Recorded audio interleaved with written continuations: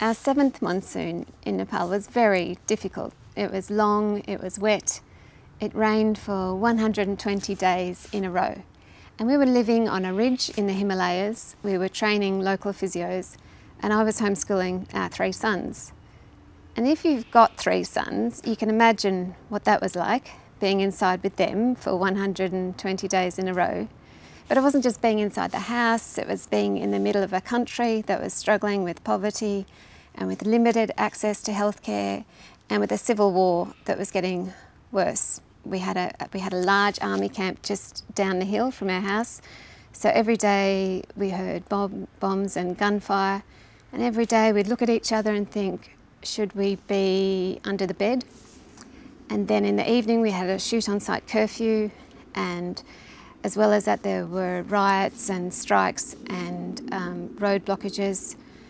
But all my Nepali friends were struggling. One of them had her son abducted by Maoists, and then our physio student had his house bombed, and our Nepali pastor was trying to sell his kidney. He was so hungry. But then even worse than that was when my closest Nepali friend was diagnosed with an inoperable brain tumour, and she was given 6 months to live. And she was my age, she had kids my age, and I was just struggling. I was looking at the rain and thinking, I can't do this anymore. And I was also wondering where God was. What was he doing? Had it become too hard for him as well? Had he run out of ideas and gone somewhere else?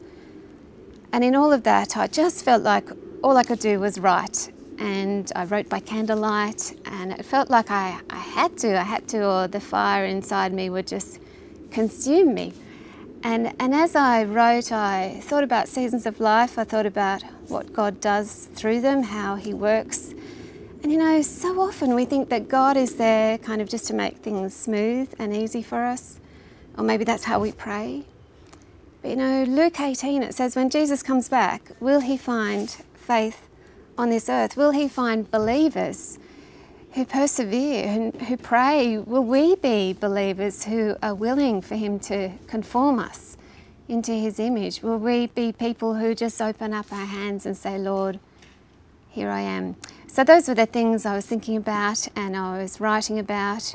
And I looked back at my own life through Ecclesiastes 3 and thinking about, well, how does God make everything beautiful in his time? That's what the book is about.